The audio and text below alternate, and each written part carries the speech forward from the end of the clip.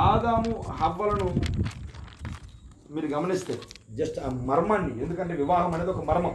మీరు కనుక ఎఫెసీయులకు రాసిన పత్రిక మీరు చదివితే ఈ వివాహం అనేది ఒక మర్మం అని రాయబడి ఉంది. చూద్దాం వస్తారన్నమాట.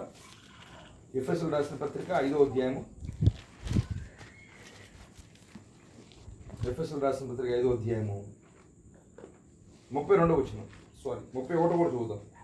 ఈ హేతువు చేత పురుషుడు తన తండ్రిని తల్లిని విడిచి తన భార్యను హత్తుకును, వారిద్దరును ఏక శరీరము గుదురు. ఈ మర్మము గొప్పది. సో వివాహం అనేది ఏంటిది చెప్పండి? అదొక మర్మం. సో ఈ మర్మం అర్థమైతే అంతకంటే ఈ భూమి మీద ఆ మర్మం అర్థమయ్యి ఆ మర్మములో మనం ఏమై ఉన్నామో, భార్య భర్తలు ఏమై ఉన్నారో అన్న సత్యం కనుక వారికి అర్థమైతే ఈ విడాకులు అనేవి ఉండవు, విడిపోవడాలనేవి ఉండవు. అంటున్నారా? ఈరోజు ఎన్నో మనం కళ్ళ ముందు చూస్తున్నాం. జస్ట్ రీసెంట్గా మా దగ్గర ఒక వివాహం జరిగింది, మా పక్కన ఊర్లో జరిగింది. తను ఒక సేవకుడే. వివాహమైన 3వ రోజే విడాకులకి రెడీ అయిపోయారు. ఏంటి సమస్య అంటే ఆ అమ్మాయికి మానసిక వ్యాధి ఉందట పాపం.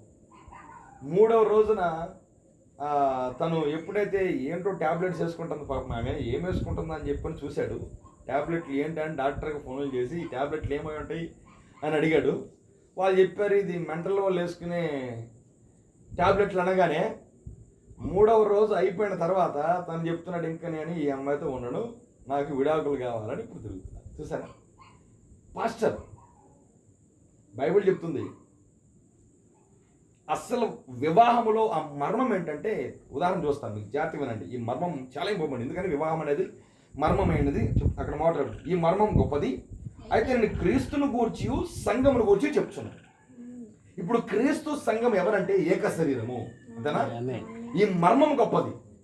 ఎందుకనంటే ఈ పురుషుడు స్త్రీ ఎలాగైతే పురుషుడు తన తండ్రిని తల్లిని విడిచి తన భార్యను హత్తుకున్న వారిద్దరు ఏక శరీరం అవుతారన్నాడో ఈ మర్మం గొప్పది.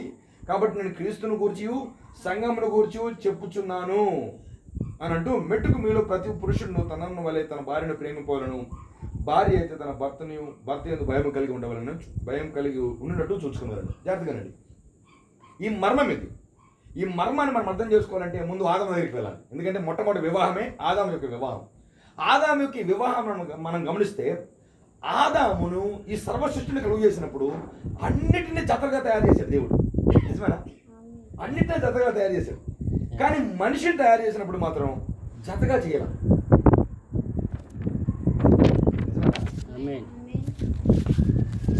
అన్నిటిని తయారు చేసినప్పుడు జతలుగా చేశాడు. సపోజ్ సింహములు, ఆడసింహం మగసింహం, పులులు మగసింహం మగపులి ఆడపులి, కోతులు మగకోతి ఆడకోతి, అన్ని మీరు పక్షులు చూసినా జంతువులు చూసినా ప్రతిదాన్ని జతలుగా చేశాడు. కానీ మనిషిని దగ్గరికి వచ్చేసరికి, ఆదాం దగ్గరికి వచ్చేసరికి ఒంటరిగా చేశాడు. అప్పుడు దేవుడు ఏమన్నాడు తెలుసా? దేవుడే అన్నాడు, నరుడు ఒంటరిగా ఉండుట మంచిది కాదు, వానికి సాటి అయిన సహాయం కావాలి. సాటి అయిన సహాయం కావాలని దేవుడు చెప్పినప్పుడు దేవుడు ఏం చేయాలి? వెంటనే సాటి అయిన సహాయాన్ని చేయాలి. చేయలే. చూస్తారన్నమాట. ఇది కనుక అద్భుతంగా ఉంటుంది బైబిల్. ఈ బైబిల్ ఎంత అద్భుతమైన గ్రంథం అంటే చూడండి ఒకసారి. ఆదికాండం 2వ అధ్యాయం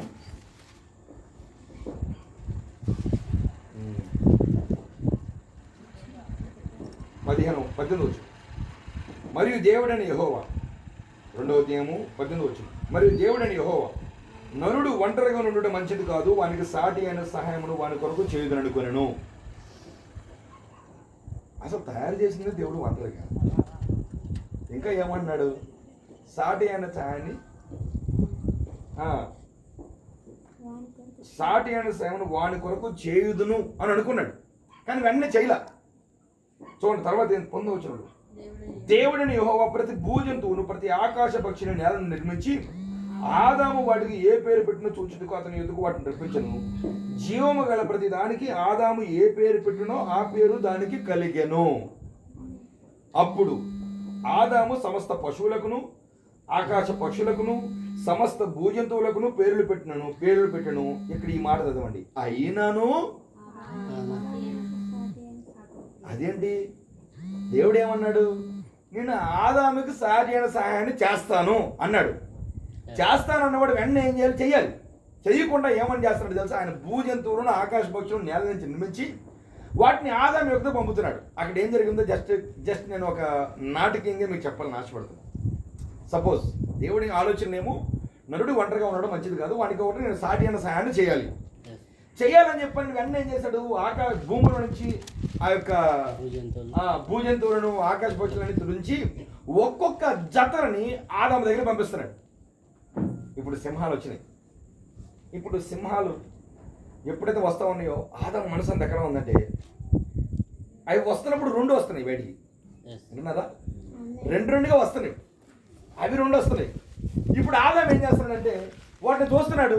వాటిని చూడగానే వాటి యొక్క, ఎందుకంటే ఆదాము పేర్లు పెట్టినప్పుడు ఊరికే పెట్టలేదండి. ఆదాము పేరు పెట్టినప్పుడు వాటి యొక్క స్వభావాన్ని బట్టి, వాటి క్రియలను బట్టి, వాటి యొక్క జీవితాన్ని అంతటినీ కూడా స్టడీ చేసి వాటికి సింహమనో లేకపోతే పూలనో లేకపోతే కోతనో లేకపోతే వాటికి ఎన్నో ఏ జంతువులు అయితే ఉన్నాయో వాటన్నిటికి కూడా పేర్లు పెడతా ఉంటారు. అన్నారా?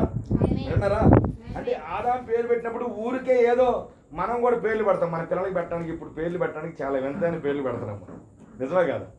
పాత నిబంధనలు అయితే పేర్లు పెట్టడానికి ఎలా పేర్లు పెట్టేవాళ్ళు అంటే వాళ్ళ పుట్టుకలో ఏం జరుగుతుందో దానిని బట్టి వాళ్ళకి పేర్లు పెట్టేవాళ్ళు. ఆ మాట ఏదైతే పుట్టుతున్నప్పుడు వాళ్ళకి ఏ బాధ కలుగుతుందో ఆ బాధను బట్టి వాళ్ళకి పేర్లు పెట్టేవాళ్ళు. ఉదాహరణకి మా ఊర్లో బ్రదర్ తుఫాన్ అని పేరు పెట్టారు. ఏం పేరు పెట్టారు? తుఫాన్ అని పేరు పెడతారా? విన్నారు ఎప్పుడండి ఈ పేరు? మీరు ఎప్పుడన్నా విన్నారండి? తుఫాన్ అనే పేరు ఎప్పుడన్నా విన్నారా? ఎందుకు తుఫాన్ అనే పేరు పెట్టారు తెలుసా? 1978లో భయంకరమైన తుఫాన్ వచ్చింది మన ఆంధ్రాకి. ఆ తుఫాన్ వచ్చి ఊరంతా కొట్టుకుపోతుంటే ఈ అబ్బాయి కొట్టుకుపోయి మొత్తానికి ఒక పొదలో చిక్కుంటే మొత్తానికి పట్టుకొస్తే అతనికి ఏం పెట్టారంటే గుర్తుగా తుఫాను అని పేరు పెట్టారు. పాత నిబంధనలు అలాగే పేర్లు పెట్టేవాళ్ళు. కానీ ఇప్పుడు కొత్త నిబంధనకు వచ్చేసరికి ఏమైపోయింది? మనం పేర్లు పెట్టి మేమే మా పిల్లలకి పేర్లు పెట్టినప్పుడు సెర్చింగ్ యూట్యూబ్లో లేకపోతే ఏమంటారు గూగుల్లో సెర్చ్ చేసి ఏది పేర్లు బాగుంటాయో ఏమంటాం మేము వెతికేటప్పుడు ఎలాగ ఎత్తుకోవచ్చు? Famous names in Christian world అనగానే మంచి మంచి పేర్లు వచ్చాయి, వాటిలో పేర్లు పెట్టాం. కానీ ఆదాము అలా కట్ల పేర్లు వాటి స్వభావాన్ని బట్టి, వాటి క్రియలను బట్టి, వాటి జీవితంలో వాటి జీవితాలు ఎలాగ ఉన్నాయి వాటిని స్టడీ చేసి వాటి పేర్లు పెడతా ఉన్నాడు. కానీ వచ్చినప్పుడల్లా 2 రావడం అనేది ఆదాముకి లోపల ఏముంది? అన్నీ 2 ఉన్నాయి. నా తాత ఎక్కడ? బైబిల్ చెప్తుంది వీటన్నింటిని పంపించాడు దేవుడు. అంటే ఆదాము యొక్క దేవుని యొక్క ఉద్దేశం ఏంటంటే సరే వీటిలో దేనితోనన్నా సహవాసంగా ఉంటాడేమో అన్నది ఎవరి ఆలోచన? దేవుని ఆలోచన. ఎందుకంటే మనిషికి దగ్గరగా 4 జంతువులు ఉంటాయి. ఎంతమంది తెలుసు? మనిషికి దగ్గరగా ఉండే జంతువులు. అందుకనే మనుషులు సైన్స్ ఏం చేసిందంటే మనిషి కోతి నుంచి వచ్చాడని చెప్పని చివరికి వాళ్ళు సర్టిఫై చేసేసి సైన్స్లో ఆల్రెడీ టీచింగ్ కూడా మొదలు పెట్టేశారు.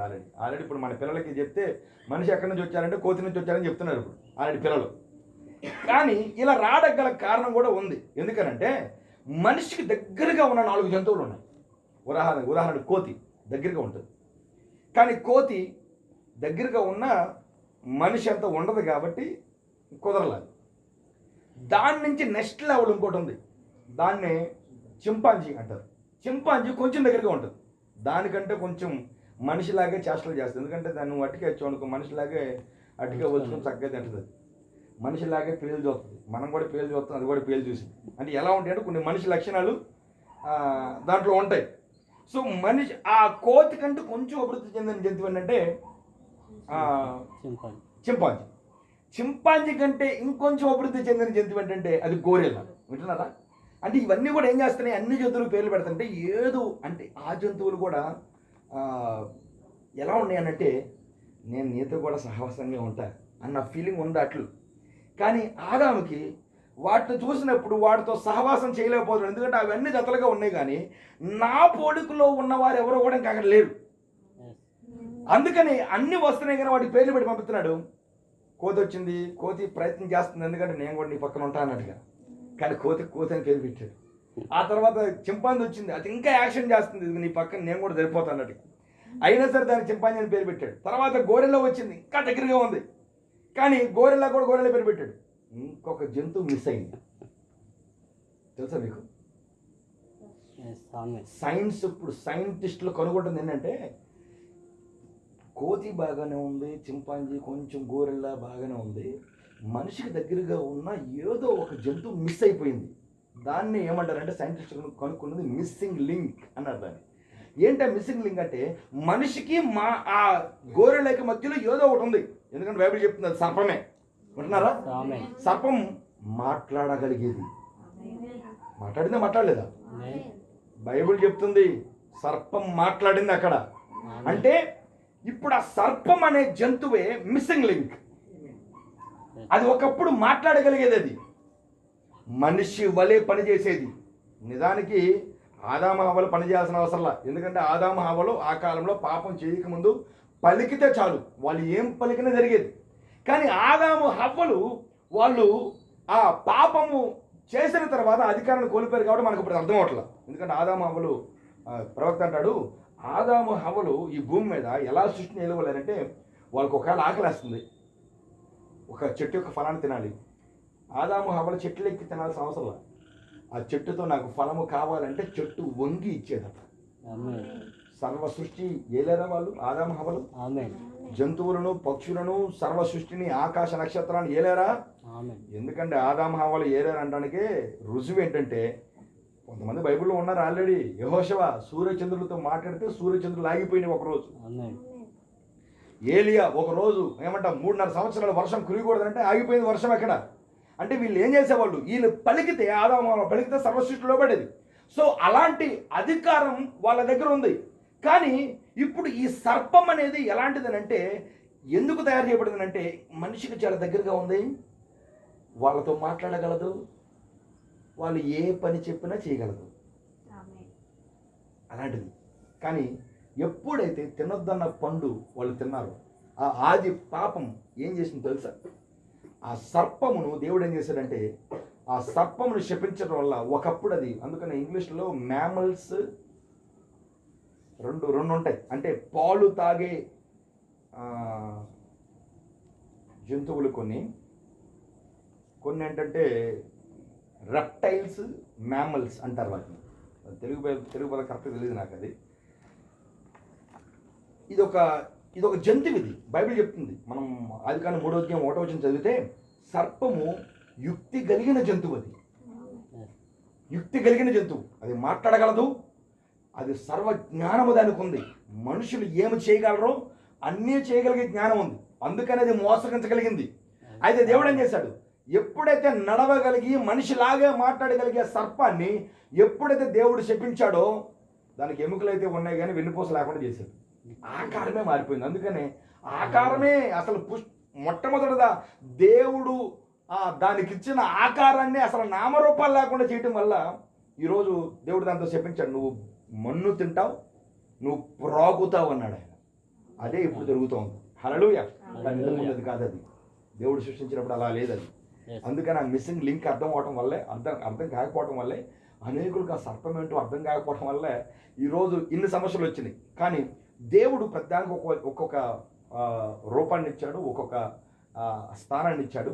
అయితే ఎందుకు ఈ మాట అంతా చెప్తున్నానంటే, దేవుడు వీటన్నిటికీ పేర్లు పెట్టాడు. సర్పం ఇంకా దగ్గరగా ఉంది. సర్పం అనుకుంటుంది నేనే నీ పక్కన ఉంటాను, ఎందుకంటే సర్పం కూడా చాలా దగ్గరగా ఉంది. కానీ ఆదాం మాత్రం మోసపోవాలి అక్కడ. అందుకని అక్కడ బైబిల్ చెప్తుంది, వీళ్ళందరికీ పేర్లు పెట్టిన తర్వాత 20వ వచనంలో, అప్పుడు ఆదాము సమస్త పశువులకు, ఆకాశ పశువులకు, సమస్త భూజంతువులకు పేర్లు పెట్టాను. అయినను అదేంటి, ఆయన చేయలేదుగా. చేస్తే అయినను ఆదామునికి సాటి అయిన సహాయం లేదు అనాలి. అయినను అని ఎందుకంటాం, ఏదో దేవుడు చేయబోయాడు కానీ ఆదాము దానికి ఒప్పుకోలేకపోయాడు. వింటున్నారా? వీటిలో దాంతో సహవాసం కలిగి ఉండాలని అనుకున్నాడు, కానీ అక్కడ అవ్వల. ఆదామునకు సాటి అయిన సాము లేకపోయాను. అసలు ఇంగ్లీష్ బైబిల్ చదువుతారు బ్రదర్, అక్కడ ఒక మాట, ఒక్క మాట, 20వ వచనంలో చివరి భాగం చదవండి. But for Adam there was not found an help. Found అంటే అర్థం ఏంటి? లేకపోయిన కాదండి. ఫౌండ్ అంటే ఏంటి? దొరకలేదు. వింటున్నారా? ఇప్పుడు లేకపోయినంటే ఏదండి? దేర్ ఇస్ నో అనాలి, అసలు లేదు అనేదాన్ని. కరెక్ట్. అసలు ఆదాము దాన్ని కనుగొనలేకపోయాడు అసలు, అంటే అతనికి దొరకలేదు అసలు ఆమె. అమనంటారా? అప్పుడు దేవుడు ఏం చేశాడు? ఆదాముకి గాఢ నిద్ర కలుగజేసి ఆ గాఢ నిద్రలో ప్రకటముఖను తీసి ఆమెను స్త్రీగా నిర్మించినప్పుడు ఆ స్త్రీతో ఇక్కడ ఒక అద్భుతమైన మాట అంటాడు. అప్పటికి అన్నిటికీ పేర్లు పెట్టేశాడుగా. ఆదాము గాఢ నిద్ర కలుగజేసి ఆ ప్రకటముఖను తీసి ఎముకని స్త్రీనిగా నిర్మించాడు కదా. స్త్రీనిగా నిర్మించిన తర్వాత ఆ ఒక స్త్రీ పొడవాటి జుట్టు కలిగి, వింటున్నారా? పొడవాటి జుట్టు కలిగి, సో చాలా అందంగా ఉంది, జస్ట్ ఆదాంలాగే ఉంది. ఇప్పుడు ఆమె ఎదురొచ్చి నిలబడింది. ఈయన మొట్టమొదటి అన్నాడంట, ఉదాహరణ చెప్తున్నా, ఇందాక పేర్లు పెట్టినప్పుడు ఎక్కడికి వెళ్ళావు, ఇప్పుడు వచ్చావు. ఆల్రెడీ అందరూ పేర్లు పెట్టాడుగా. పేర్లు పెట్టినప్పుడు ఆమె ఉందా? లేదు. ఎందుకని? పేర్లు పెట్టినప్పుడు ఆమె కనబడాల. కానీ ఎప్పుడైతే ఈయన గాఢ నిద్రలో నుంచి లేచాడో అప్పుడు స్త్రీ కనబడింది. ఇందాక పేర్లు పెట్టినప్పుడు ఎక్కడికి వెళ్ళావు అని చాలా మౌనంగా ఉంది. కానీ చూడగానే తన పోలికలోనే ఉంది ఆమె. ఇంతకు ముందు ఏ జంతువులలోనూ ఏ పక్షుల్లోనూ అలాంటి రూపాన్ని ఆయన చూడలే. ఇంకో మాట చెప్పాలి, ఇంకొక ఉదాహరణ చెప్పాలి మీకు. ఇంకొక భాష ఉంది, ఉదాహరణ ఇంగ్లీష్ అనుకుంది. ప్రపంచ భాష ఇప్పుడు ఇంగ్లీషే కదా. ఇప్పుడు మన ఫోన్ ఎత్తంగా ఫస్ట్ మాట్లాడే మాట ఏంటి? హలో. హలో, ఓకేనా? ఇప్పుడు నేనేం చేస్తానంటే ప్రతి జంతువుతో పేర్లు పెట్టే ముందు ఆయన ఏమంటాడు? హలో అంటాడు. ఆ సింహం అంటాడు, నీ పేరు సింహం. ఒక్కో జంతువు వస్తుంది, హలో అంటున్నాడు. అన్ని జంతువులు వాటి కేకలెత్తున్నాయి, నీ పేరు అది, నీ పేరు అదని పంపించేస్తాడు. ఇప్పుడు మొట్టమొదటిసారి ఈమె దగ్గరికి వచ్చేసరికి ఏమో కూడా పేరు పెట్టాలిగా, హలో అన్నాడు. మొట్టమొదటిసారి ఆమె దగ్గర నుంచి కూడా హలో అని అనిపించింది. అప్పుడు ఆయన అన్నాడు, ఎస్, నువ్వు నా ఎముకలలో ఎముకవు, నా మాంసంలో మాంసము, నువ్వు నాలో నుంచి తీయబడ్డావు కాబట్టి నా నారి. వివాహం యొక్క మర్మం అంటే ఫస్ట్ ఆఫ్ ఆల్ గుర్తుపెట్టుకునేది, నువ్వు ఏ భార్యనైతే నువ్వు పెళ్లి చేసుకున్నావో ఆమె ఎవరో తెలుసా? నీ ఎముకలలో ఎముక, నీ మాంసంలో మాంసం, నీ రక్తములో రక్తం, నీ ఆత్మలో ఆత్మ, నీ ప్రాణంలో ప్రాణం. అందుకనే వివాహం అంటేనే ఒకే ఒక ఆలోచన మీకు గుర్తు రావాల్సింది, ఏక శరీరము. ఏక శరీరమేనా? నీ ఎముకలలో ఎముకనా? నీ మాంసంలో మాంసం. ఏక శరీరం అంటే అదేనా కాదా? ఆ ప్రత్యక్షత నీకుంటే నీ శరీరాన్ని నువ్వు కొట్టుకోగలవా? చెప్పాలి. మన శరీరం మనం కొట్టుకుంటామా? మరి మన భార్యను మనం కొడతామా? కొట్టగలమా? There is no hope, there is no way. అసలు నీ సొంత శరీరాన్ని ఎవరు కొట్టుకుంటారో తెలుసు? సొంత శరీరాన్ని పిచ్చి పట్టినోడు. ఆనాడు 2000 దెయ్యాలు పట్టిన శానా అని దెయ్యం పట్టిన వాడు ఏం చేశాడు? తనను తాను గాయపరుచుకున్నాడు. గుర్తించుకోండి, ఒక భార్యని భర్త కొడుతున్నాడంటే there is a devil in him. దెయ్యం ఉండే కొట్టేస్తుంది. కానీ దేవుడు గనక తనలో ఉన్నట్లయితే తనకున్న ఒకే ఒక ప్రత్యక్షత, ఆమె నేను ఒకే శరీరం. తన శరీరాన్ని ఎవరు, అందుకని బైబిల్లో అదే ఎఫెసీయులకు రాసిన పత్రికలో కొంచెం ముందు వచ్చినట్టు అక్కడ మాట రాయబడి ఉంటుంది, తన శరీరమును ద్వేషించిన వాడు ఎవడూ లేడు, కానీ తన శరీరాన్ని ప్రతి వాడును దానిని పోషించి సంరక్షించుకును. హల్లెలూయా. భర్త యొక్క పని పోషించాలి, భార్యని సంరక్షించుకోవాలి. అందుకని భర్తగా మనం పోషించి సంరక్షించే బాధ్యత దేవుడు భర్తగా మనకిచ్చాడు. అందుకనే భార్యని కొట్టడం ఈ ప్రత్యక్షత రాకముందు, మేము కూడా పెళ్ళైన తర్వాత ఈ వర్తమానం మన దగ్గరకు వచ్చింది. అప్పుడు ఏదన్నా కోపం వస్తే చెయ్యి లేచిపోయేది. ఇప్పుడు లేవదు. ఎందుకంటే తెలుసా? నా శరీరం నేను కొట్టుకోలేదు. అమ్మన్నారా? నా శరీరాన్ని నేను ఎన్నడూ కూడా గాయపరచుకోలేను. కాబట్టి ఇది మర్మం. ఇది ఎన్నడూ మర్చిపోవద్దు. భార్య భర్తలు ఎవరో కాదు, మీ శరీరంలో శరీరం, మాంసంలో మాంసం, రక్తంలో రక్తం, ఇంకా ఎముకలలో ఎముక, ఆత్మలో ఆత్మ. అందుకని ఇక్కడే సమస్యలంతా కూడా ఇద్దరికి వివాహం అవుతుంది, కానీ వారి శరీరాలు ఏకమవుతాయి, కానీ వాళ్ళ ప్రాణాత్మలు ఏకం కావట్లా. ఇదే సమస్య. అందుకని ఏదన్నా గొడవ వచ్చిందనుకో, నాకు తెలుసు పెళ్లి కాకముందే నువ్వు ఇలాంటి గొడవ సంగతి నాకు ముందుగానే తెలుసు, నేను అప్పటి నుంచి చూస్తున్నా. గొడవ వచ్చినప్పుడు బయటకు వస్తాయి మొత్తం. వింటున్నారా? ఏంటి వీళ్ళకి ఏ శరీరాలు అయితే ఏకమవుతాయి, కానీ ఏం ఏకం కావు, వాళ్ళ ప్రాణము ఆత్మ ఏకం కావట్లా. ఆ రెండు ఏకమైనవి అంటే ఎన్నడూ కూడా మీ మధ్యలో నాకు తెలుసు నీలో ప్రేమ లేదని. ఇప్పుడు ఇప్పుడు పెళ్ళయ్యి బిడ్డలు పుట్టి మంచిగా అన్నీ ఉన్న తర్వాత కూడా నాకు తెలుసు నేనంటే నీకు ఇష్టం లేదు, నువ్వంటే నాకు ఎందుకని ఎక్కడో తేడా కొడుతుంది. నాకు ఫస్ట్ నుంచి అనుకున్నా, పెళ్ళైన దగ్గర నుంచి నాకు అనుకుంటున్నా. ఈ మాటలు ఎప్పుడు వస్తాయి అంటే ప్రాణాత్మలకు కలవనప్పుడు. వివాహం అంటే ఇదేనండి. మీరు ఎక్కడో, ఎందుకనంటే వివాహం అంటే చాలాసార్లు మనం ఏమనుకుంటాం తెలుసా, భార్య ఏమో నాకు ఇదే ఇష్టం ఇలాగే ఉంటా అంటది, భర్త ఏమో నాకు ఇదే ఇష్టం ఇలాగే ఉంటాను అనుకుంటాం. అసలు నీ ఇష్టం కాదు, భార్య ఇష్టం కాదు, మీరిద్దరి మధ్యలో ఎవరు ఉండాలి? మీరు ఏం చేసినా వాక్యం చేయాలండి.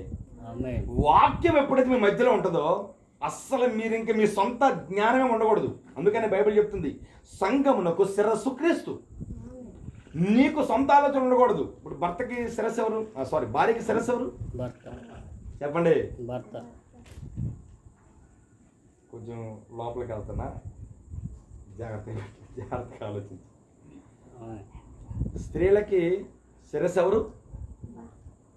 చెప్పండి. భర్త. పురుషుడు. బాడీ అంతా కంట్రోల్ అయ్యేది ఎక్కడి నుంచి తెలుసా? శిరస్సు నుంచేనా? ఈరోజు చెయ్యలాగా ఇలాగా అలా అనిపిస్తుంది ఎవరు? హెడ్.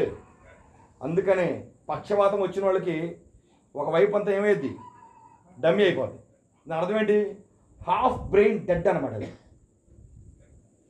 ఇటు కనుక డెడ్ అయిందనుకో ఇటు పని చేయదు, ఇటు డెడ్ అయిందంటే ఇటు పని చేయదు. విన్నారా?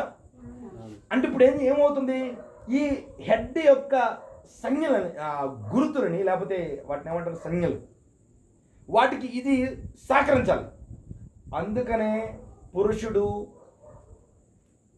తన భార్యకు శిరస్సుగా ఉన్నాడు కనుక భర్తకు భార్య లోబడాలి అని చెప్తుంది బైబిల్. కానీ ఇప్పుడు మన కాలం ఏంటి తెలుసా? మన కాలం ఏంటి తెలుసా? భయంకరమైన కాలం. ఎంత భయంకరమైన కాలం అంటే రివర్స్ అయిపోయిందంట. దేవుడు అక్కడే ముందు చెప్పాడు, ఇప్పుడు ఆదిలోనే చెప్పాడు. ఆది కాండంలో, నిర్గమకాండంలో ఆ మోషకి చెప్పినప్పుడే దేవుడు ఒక క్రమాన్ని పెట్టాడు. పురుషుని స్థానంలోకి స్త్రీ రాకూడదు, స్త్రీ స్థానంలోకి పురుషుడు రాకూడదు. అలాగొచ్చిందంటే శపితం అవుతుంది. కానీ ఇప్పుడు ఏమైపోయింది, భార్య అంటది నీకు పని చేత కాదు నేను చేస్తా చూడు. ఆ స్థితికి ఎప్పుడైతే వచ్చేసిందో, జాగ్రత్తగా ఉండండి, ఎప్పుడైతే ఆ స్థితికి వచ్చిందో,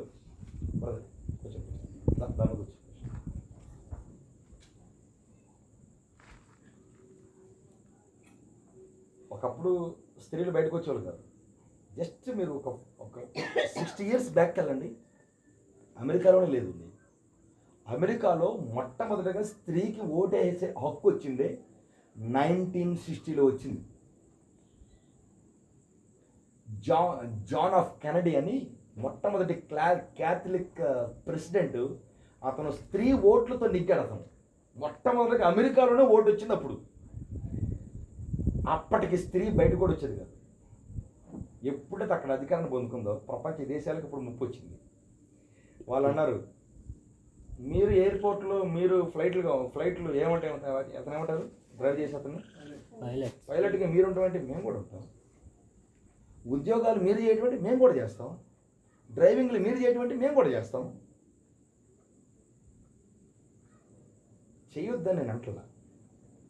కానీ భర్తకు లోబడి ఉండడం అన్నది స్త్రీ యొక్క బాధ్యత. ఈరోజు సంఘమునకు క్రీస్తుకు పోల్చి చెప్తాను నేను. క్రీస్తు మన భర్త, మన శిరస్సు. సంఘం ఎవరంటే అవయవాలు.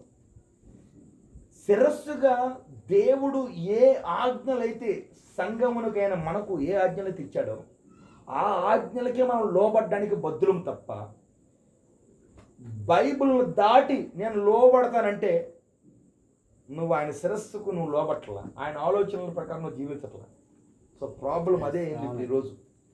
సమస్యలన్నీ అక్కడే వస్తూ ఉన్నాయి. భర్తకి భార్య లోబట్టలా, భార్యకి భర్త మాత్రం లోబడుతున్నాడు.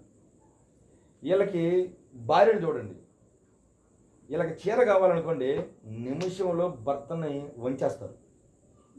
నిజమా కదా? భార్యను వంచమనండి, అలాగే భర్తలని వంగరాలు. అందుకని ప్రవక్త అన్నాడు వాళ్ళు ఎముక. మనం ఎవరు? మనం ఎక్కడి నుంచి వచ్చాం? దేవుడు పురుషులు ఎక్కడ నుంచి తయారు చేశాడండి?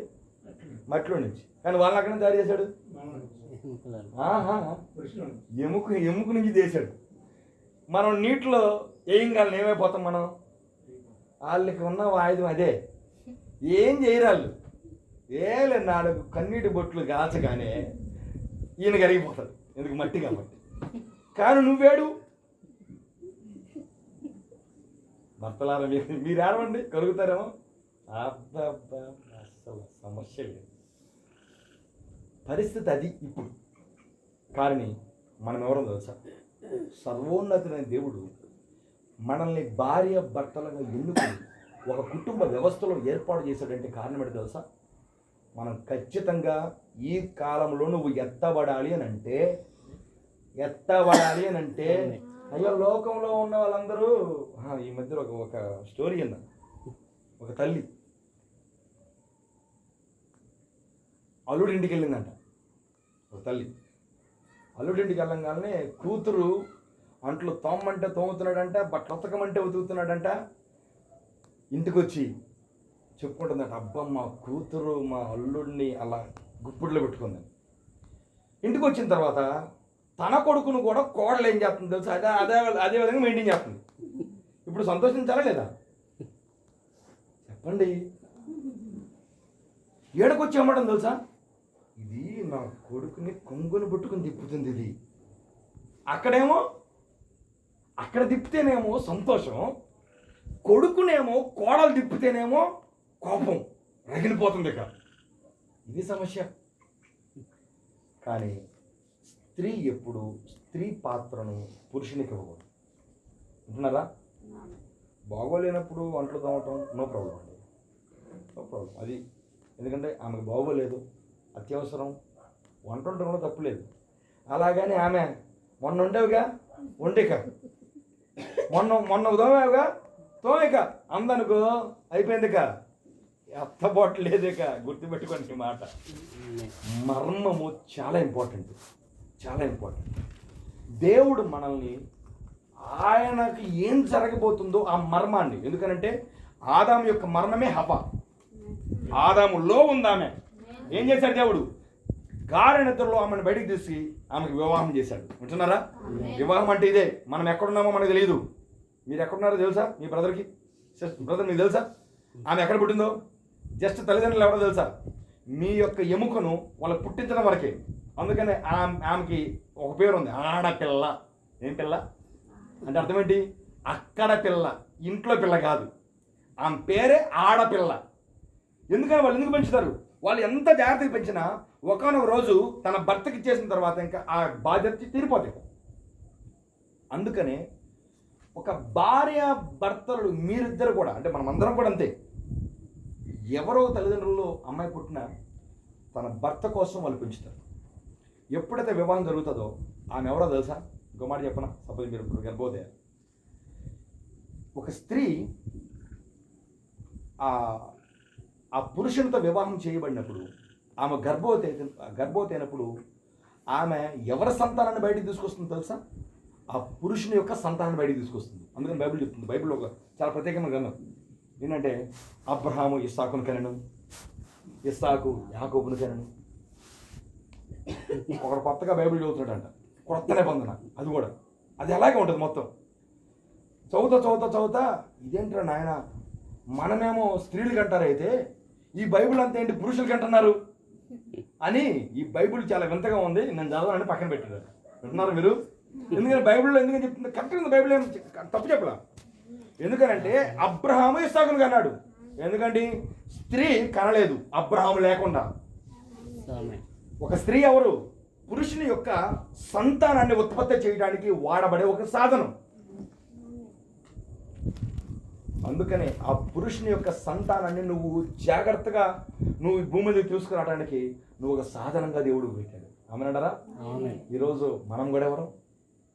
మన భర్త ఎవరు? ప్రభువుని యేసుక్రీస్తు. వింటున్నారా? ఈ ప్రభువుని యేసుక్రీస్తు కూడా ఆదాము ఎగలేకైతే గాఢ నిద్రలో హవ్వను బయటికి తీశాడో, మన ప్రభువుని యేసుక్రీస్తు కడపటి ఆదాము ఆయన. ఆమేన్. కడపటి ఆదాము ఆయన పేరు. ఇప్పుడు కడపటి ఆదాములో మనము కూడా మర్మంగా ఉన్నాం.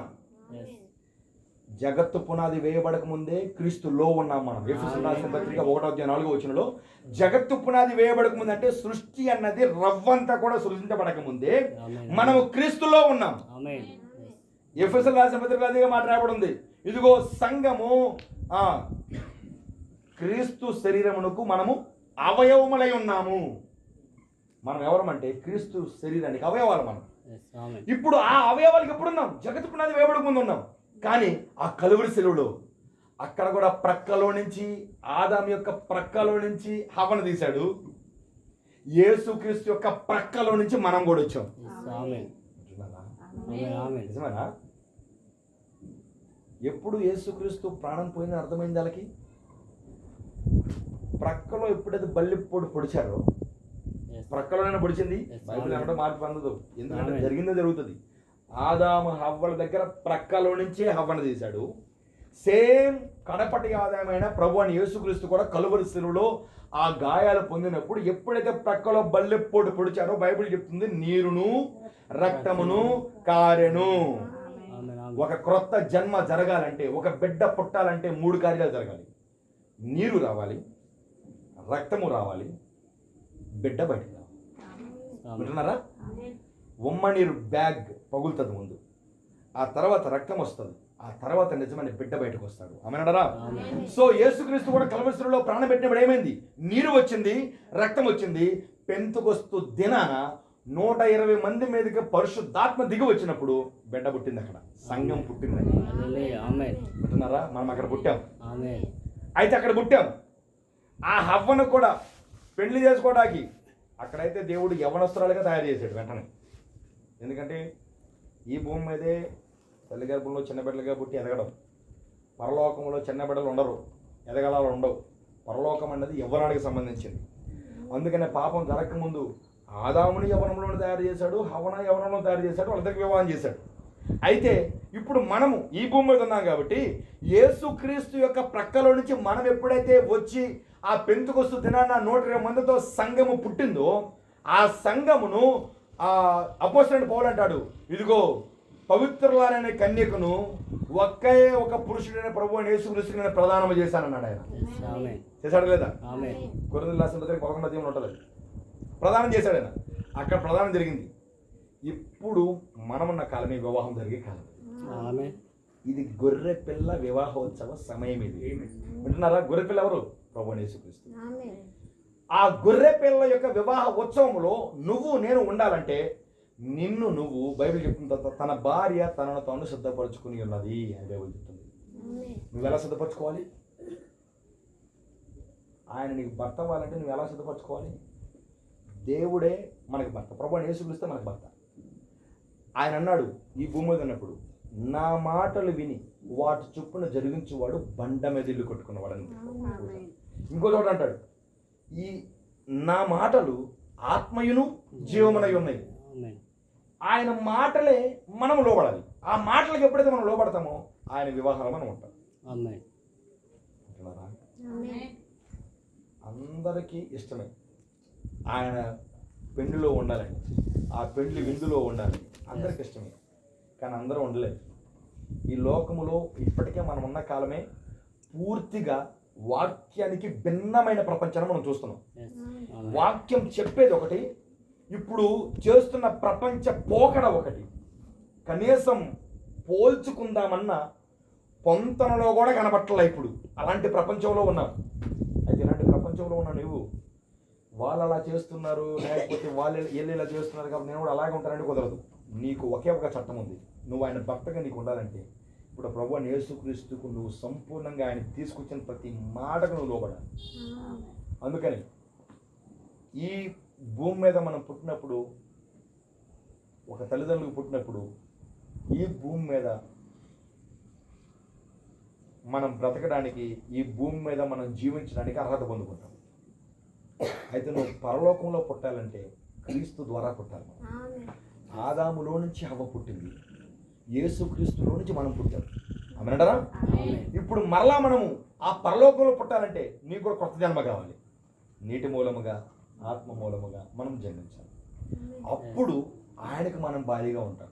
నీటి మూలంగా, ఆత్మ మూలంగా జన్మించడం అంటే ఏంటి? నీటి మూలముగా నువ్వు మారు మనసు పొంది పాప క్షమాపణ నిమిత్తం ప్రభువుని యేసుక్రీస్తు నామములో బాప్తిస్మం పొందినప్పుడు అప్పుడు నువ్వు నీటి మూలంగా జన్మించినట్టు. అంతటితో ఎత్తపడిపోతామంటే నో. ఎందుకంటే జన్మలో 3 కార్యాలు ఉన్నాయని చెప్పాను: నీరు, రక్తము, ఆత్మ. నీరు నీ బాప్తిస్మం.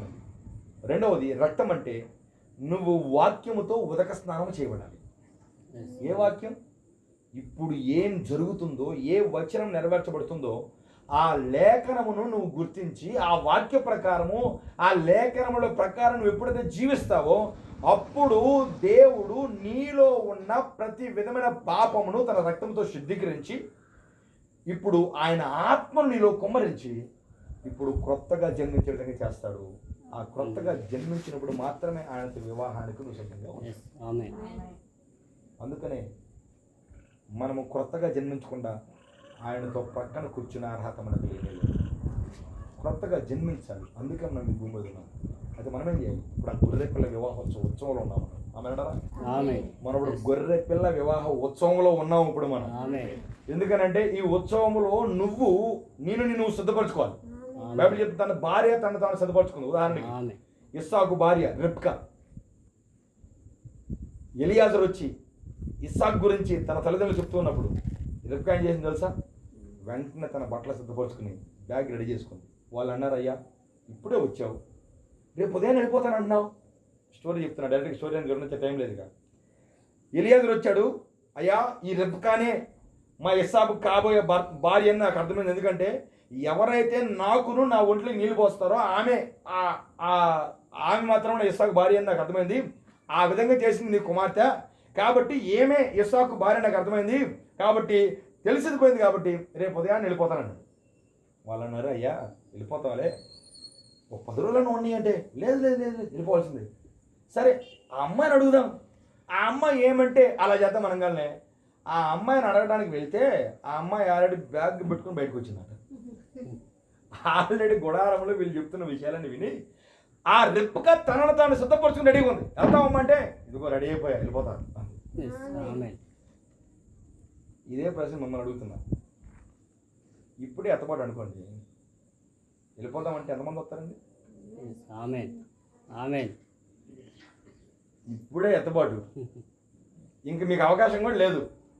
రండి వెళ్ళిపోదామని దేవుడు అన్నాడు అనుకోండి, ఎంతమంది వస్తారు? అందరూ ఏమంటారు తెలుసా? అయ్యా మా పిల్లలు ఇంటి దగ్గర ఉన్నారయ్యా, ఒక్క నిమిషం అయితే అట్లా చెప్పొస్తానయ్యా. అయ్యా ఇంటికి తాళం వేసి వచ్చా, తాళం నా దగ్గర ఉంది, పిల్లలు ఏడ ఉన్నారు, ముందు ఆ తాళం ఇచ్చి వస్తానయ్యా. యేసుప్రభు అదే అన్నాడు. ఒకసారి ఒక వ్యక్తి అన్నాడు, అతను పిలిచి, సోదరుడా నువ్వు నన్ను వెంబడించు అంటే అతను అన్నాడు, అయ్యా నా తల్లిదండ్రులు పాతిపెట్టి వస్తానయ్యా. అప్పుడు యేసుప్రభు అన్నాడు తెలుసా? మృతులను పాతిపెట్టుకొని నువ్వు నన్ను వెంబడించు అంటే ఇంకోటి అన్నాడు, ప్రభా నేనొస్తాను, నీవని నేనొస్తానంటే అని అన్నాడు. ఆయన పిలుస్తున్న వాళ్ళేమో కాసేపు బాగా వస్తామంటున్నారు. ఎందుకంటే పెండ్లి విందు గురించి ఇంకో చోట రాయబడి ఉంది. పెండ్లి విందుని రెడీ చేసి యజమానుడు పెండ్లి విందుకి ఆల్రెడీ పిలుపుని కూడా ఇచ్చేసి ఇన్విటేషన్ కూడా ఇచ్చాడు. వెళ్ళి పిలుచుకురమ్మంటే అందరూ ఏమన్నా తెలుసా? అయ్యా ఇప్పుడే పెళ్ళయింది, కొన్ని రోజుల తర్వాత వస్తాను, ఇప్పుడే రాను ఒకరు. అయ్యా నేను పశువులు కొన్నాను, వాటిని మేత వేయాలి, వాటికి మేతకి పోవాలని ఒకరు. ఇలాగా ఒక్కొక్కరు సాగులు చెప్పారు కానీ ఒక్కరు కూడా విందుకు రాలా. అంటున్నారా? ఇవన్నీ ఛాయలో చెప్తున్నా, నేను ఒరిజినల్ లోపలికి వెళ్ళే టైం కాదు ఇది. కానీ దేవుడు మీకు రూపం వచ్చింది కదా. అయితే అక్కడ ఎందుకు ఈ మాట చెప్తున్నానంటే రెప్కా వెంటనే రెడీ అయింది. మరి నువ్వు ప్రవక్త ఒక మాట ఉంది, ఎత్తబడుట అనేది కనురెప్పపాటు. కనురెప్పపాటు అంటే నెక్స్ట్ క్షణం ఏమవుతుందో తెలియదు. మనం ఎలా సిద్ధపడాలో తెలుసా? నెక్స్ట్ క్షణమే ఎత్తబాటు అయితే ఎలాగుంటుందో ఆ ఎత్తబాటుకు నేను సిద్ధంగా ఉండాలని ఆశపడాలి. అంత రెడీగా ఉండాలి, అంత రెడీగా ఉండాలి. అందుకని చివరి దినాలు నువ్వు ఆయన భార్యగా ఉండాలంటే నువ్వు సిద్ధపరచుకోవాలి. ఎస్తేర్ అలాగే చేసింది. అందరూ వేల మంది ఉన్నారు అహష్వేరోషుకు భార్యలు అవ్వడానికి. అందరూ అన్నారు కాదన్నాడు. వాళ్ళకి ఏం అడిగితే ఎలాంటి అలంకరణ అయితే వాళ్ళకి ఇష్టం వాళ్ళు చేయమని, వాళ్ళకి ఇష్టమైనది చేయమని చెప్పానంటే అందరూ వాళ్ళకి ఇష్టమైనది కోరుకున్నారు. ఒకడు అన్నాడు నాకు మేకప్ కిట్ కావాలి ఉందండి, అడిగిందంట ఒక మేకప్ కిట్ ఇచ్చాడు. కానీ మేకప్ అంటే ఏమో రాజుగారికి ఏమో దూరం చూడగానే గెటౌట్ అన్నాడు. ఇంకోరు అన్నారు అయ్యా నాకు ఏమో జుట్టు కత్తిరించుకుని బాగా ఉంటే నేను అందంగా ఉంటాను కాబట్టి నా జుట్టు అంతా కత్తిరించు చక్కగా చెయ్యి వెళ్తాను. ఆయనకేమో అది ఇష్టం ఉండదు, మొత్తం రిజెక్ట్. ఒకటేమో ఒక ఆమంటది నాకు హై హీల్స్ అంటే ఇష్టం కాబట్టి టెక్కని వెళ్తాను, హై హీల్స్ తీసుకున్నాను. ఆడికెళ్తే ఆయనకి అయ్యేమో ఇష్టం ఉంటుంది. అంటున్నారా? ఈరోజు ఏమైనా ఇవన్నీ కూడా నేనేమో యేసుక్రీస్తుకు భార్యనని చెప్పుకుంటానే, నేను ఆయనకి పక్కన కూర్చోవాలని చెప్పుకుంటానే, ఇవన్నీ బొట్టల. కొంతమందికి ఏమో ఇదిగో హారుబాల నగలంటే నాకు ఇష్టం, అవన్నీ ఇస్తే వాటితో ఆయన దగ్గరికి వెళ్తాం. కానీ ఆయనకేమో ఆ నగలంటే ఇష్టం ఉండదు. వింటున్నారా? కానీ ఎస్తేరు వచ్చింది. ఆమెమని తెలుసా? అయ్యా హేగని అడిగింది రాజుగారికి. ఎందుకంటే ఆల్రెడీ ఆ యెహోషువ భార్య ఎలా తయారు చేస్తే రాజుగారికి ఇష్టమో హేగకి బాగా తెలుసు.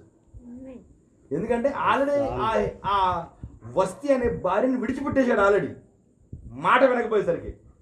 ఇప్పుడు ఎస్తేర్ అంది ఆయనకి ఎలాగైతే ఇష్టమో అలాగే నన్ను అలాగే తెలుసు. ఎప్పుడైతే ఎస్తేరు హేగే ఎలాగైతే అంటే రాజుగారికి ఎలాగైతే ఇష్టమో హేగే తెలుసు కనుక హేగేకి ఎప్పుడైతే సంపూర్ణంగా సమర్పించుకుందో ఆమెను చూడంగానే అహష్వేరోషు రాజుకి దయ కలిగి ఆమెను భార్యగా తీసుకున్నాడు. హల్లెలూయా. ఈరోజు మనకి ఇష్టం వచ్చిన అలంకరణలతో ఆయన దగ్గరికి వెళ్ళాం. వధువు వాక్యపు అలంకరణ కావాలి. వాక్యముతో నిన్ను నువ్వు అలంకరించుకున్నప్పుడు ఆయన పక్కన కూర్చుంటావు. వాక్యమును సొన్నైన పొల్లైన తీసినా కలిపినా నోవే. ఆదామావులు ఎన్ని వాక్యాలు చెప్పారు? ఒకటే. ఆదామావులు వాళ్ళకి ఇచ్చిన ఒకే ఒక ఆజ్ఞ. ఒక్క ఆజ్ఞ మీరితేనే ఆ ఏదైనా తోటలో ఉన్న తరిమేశాడు ఆయన. ఈరోజు మనం ఎత్తబడే గుంపు. మరి ఎత్తబడాలంటే ఒక్కటి మిస్ అని ఎత్తబడతావా? చాలా కష్టం. కాబట్టి మనలో మనం శుద్ధపరచుకున్నాం. ఈ గొర్రె పిల్లలు ఊహొచ్చు సమయం చాలా విషయాలు ఉన్నాయి. కానీ దేవుడికి ఎప్పుడు వచ్చిన కాక సమయం అయిపోతుంది, పరిగెడుతుంది. కాబట్టి నేను ఇంకా చెప్పదలుచుకోవట్లేదు. కానీ మన గొర్రె పిల్లలు ఊహొచ్చు సమయం ఉన్నాను. ఆ గొర్రె పిల్లలు మేఘంగా వచ్చాడు, విప్పబడిన పుస్తకంతో వచ్చాడు. మర్మములన్నీ విప్పబడ్డాయి. ఎందుకని ఈరోజు ఆ గొర్రె పిల్ల యొక్క ఆ వివాహపు ఉత్సవంలో ఇది ఉత్సవం లేదు. ఆయన మర్మములన్నీ తన మనసంతా కూడా తన జీవితంలో ఏవైతే ఇంతవరకు రహస్యంగా ఉంచాడో వాటన్నింటినీ బయలుపరచడానికి గల కారణం ఏంటి తెలుసా? ఈరోజు తన యొక్క వాక్యం అనే విత్తనాన్ని ఇప్పుడు తన భార్య కూడా కష్టపడుతున్నాడు ఆయన. వింటున్నారా? పౌలు ప్రధానం చేశాడు మొదటి కాలంలో. 7వ కాలంలో ఈ కాలం యొక్క ప్రవక్త ఆయన వివాహం చేశాడు. అమ్మేటారా? మనం ఎక్కడ ఉన్నాం? విత్తనాన్ని తీసుకుంటున్నాం. విత్తనం ఎందుకోసం? క్రీస్తును పోలిన ఒక సంతానాన్ని తీసుకురావడానికి. ఇప్పుడు మనలో ఆ క్రీస్తు పోలిన జీవితం మనలో కనబడాలి. అదే యొక్క మర్మం. ఎందుకని అలా మనం జీవిద్దాం. ఎందుకంటే ఆదాము తన స్వరూపంలో ఉన్న స్త్రీని చూసినప్పుడు ఆనందించాడు. నా ఎముకలో ఎముక క్రీస్తు కూడా నిన్ను చూసినప్పుడు అదే మాట అన్నాడు. నా ఎముకలో ఎముక నా మాంసం నాలో నుంచి తీయబడ్డావు కాబట్టి నా నారివేని యేసుప్రభు అనాలంటే నువ్వు వాక్యపు క్రియలు, వాక్యపు అలంకరణ, వాక్యానికి ప్రతి దానికి లోబడే అర్థం నీలో ఉన్నప్పుడు దేవుడు నిన్న భారీగా తన సీట్లో కూర్చుకుంటాడు. జయించు అని ఎవరైతే ఇదిగో తలుపును తిన్న తట్టుచున్నాను, ఎవడైనా తలుపు తీసిన ఎట్లా నేను వాడితోనూ వాడు నాతోనూ కలిసి భోజనం చేద్దుము. అంతేకాదు నేను జయించి తండ్రి సింహాసనం ముందు కూర్చున్న లాగున జయించిన వారిని నా సింహాసనం మీద కూర్చోబెడతాను అన్నాడు. నువ్వు ఎక్కడ కూర్చోవాలి తెలుసా? పెళ్లిపేటలో ఏం చేస్తారంటే ఎక్కడ వస్తారు? ఒకే సీట్, ఒకే ఏమంటారు సీటు ఒకటే అంటే పక్కన కూర్చుంటారు. అది బైబిల్ చెప్తుంది. నా సింహాసనం అన్నాడు ఆయన. సింహాసనం ఒకటే ఉంది. ఆమె ఈరోజు ఆయన పక్కన కూర్చోవాలి, ఆయన సింహాసనం కూర్చోవాలి. ఊరికి కూర్చోటమా? చాలా ఏమంటాం, నువ్వు ఎన్నుకోబడి ఉంటే దేవుడు ఖచ్చితంగా దాన్ని చేస్తాడు. అలా ఉండాలని ఆశ. అయితే మనం వివాహోత్సవం సమయంలో ఉన్నాం. వివాహంలో మనకందరికీ తెలుసు, ముందు వరుడు కూర్చుంటాడు. ఎవరి కోసం ఎదురు చూస్తాడు? చెప్పండి, అయిపోయింది నా చివరి మాట ఇదే. ముందు పెళ్లి కూడా కూర్చుంటాడు. ఇంకా ఆడ మేము కూడా కీబోర్డ్ వాయిద్యానికి వెళ్తాను. నేను ఏం చేస్తూ ఉంటాం, పాటలు పాడుతూ ఉంటాం. అయ్యా పెళ్లి కొడుకు వచ్చాడు, పెళ్లి కూతురుని తీసుకురండి. ఇప్పుడు కూడా 7 కాలాల నుంచి 2000 సంవత్సరాల నుంచి ఆయన ఎత్తుకొచ్చున్నాడు. రా అని పిలుస్తున్నా, మనం రాట్లా. కానీ నువ్వు ఎప్పుడైతే వస్తావు, ఆ వధువు ఎప్పుడైతే వస్తుందో, పెళ్లి కొడుకు వచ్చినప్పుడేమో అందరూ కూర్చొని ఉంటారు. కానీ పెళ్లి కూతురు వచ్చేటప్పుడు అందరూ ఏం చేస్తారు? అందరూ లేచి నిలబడి ఆమెను ఆహ్వానిస్తారు. హల్లెలూయా. ఓ అప్పుడు భర్త కూడా కూర్చోవాలి, పురుషుడు నిలబడాలి లేదా? పెళ్లి కొడుకు నిలబడాల్సిందే. పరలోకం గురించి ఆలోచిస్తే పరలోకంలో యేసుక్రీస్తు నిలబడాల్సిందే. యేసుక్రీస్తు చుట్టూ ఉన్న 4 జీవులు నిలబడతాయి. దాని చుట్టూ ఉన్న 24 ప్రజలు నిలబడతారు. కోట్ల దేవదూతలు నిలబడతారు. ఎవరి కోసం? ఎవరి కోసం? ఎవరో వధువు మన కోసమే. మన కోసం అందరు ఎదురు చూస్తున్నారు. మనమేమో ఈ లోకం వెనకాల తిరుగుతున్నాం. జాగ్రత్త, సిద్ధపడండి. తన భార్య తనను సిద్ధపరచుకుని ఉంటుంది బైబిల్ చెప్తుంది. నువ్వు ఎన్నుకోబడితే జగత్తు పునాది క్రీస్తులో ఉంటావు. నిన్ను సిద్ధపరచుకుంటావు. అలా సిద్ధపరచబడి ఆ వివాహ విందులో, ఆ గొర్రెపిల్ల వివాహ ఉత్సవంలో నువ్వు ఉండి ఆ విందులో ఉండాలని దేవుడు ఆశపడుతున్నాడు. అలాంటి కృపణ దేవుడు మనకి ఇచ్చాను కాక. దేవుడు చిన్న ప్రార్థన.